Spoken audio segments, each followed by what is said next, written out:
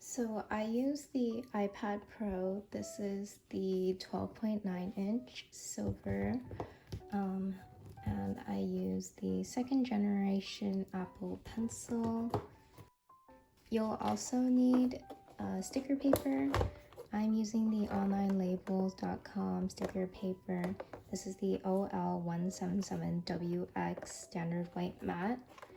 Make sure you enter in this code if you want this specific type.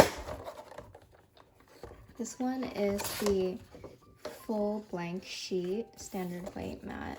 As you can see, this is the finish and this is the back. So I'll be printing my designs onto this paper. And this is not sponsored. Nothing in this video is sponsored. This is just what I've been using for my own stickers from personal experience. But yeah, let's get started.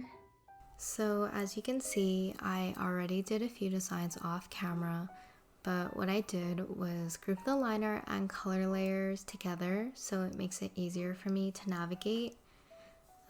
Essentially, the first step you'll want to take for any design is to just start off with a sketch. This is especially important for sticker sheets because this helps you envision how you're going to use up the space. What I have now is a favorites folder of all my most frequently used brushes. Today I'm going to be using my line art brush, which is just a modified version of the 6B pencil. You can find it here in the sketch category. I know another popular option people use for this type of design is the dry ink brush because they both have that doodle texture, but today I'll be going with the 6B pencil. These are my modified settings for my 6B pencil. I don't think I really changed much other than crank the streamline up to 100 and adjust the taper, but you should really just adjust it to however you would personally prefer it to look.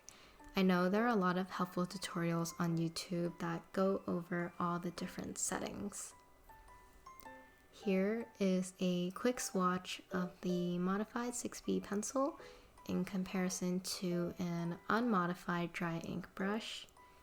As you'll see in a second, they look really similar, so it's just personal preference for how you want your line art to look.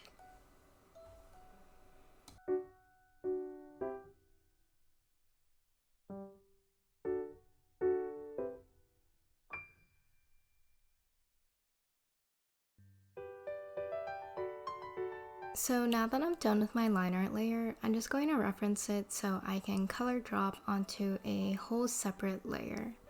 It's really important to keep your liner and your color separate, especially if you plan on adding extra colors later on for things like shadows or highlights. If you keep them on the same layer, you're going to end up coloring over your line art later, or you're just going to end up spending a lot of unnecessary time trying to color within the lines. Here, I'm actually just going to alpha lock my line art layer so I can change the color of a specific part of my line art. If you're unfamiliar with terms like alpha lock, I suggest just watching a quick Procreate YouTube tutorial. I think they'll be able to explain all these terms way better than what I'm capable of.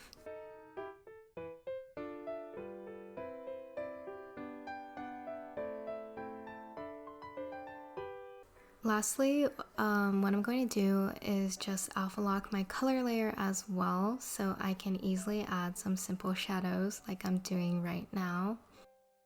But the rest of this video is just going to be a time lapse, or the rest of the screen recording, so feel free to just skip ahead if you already finished your design.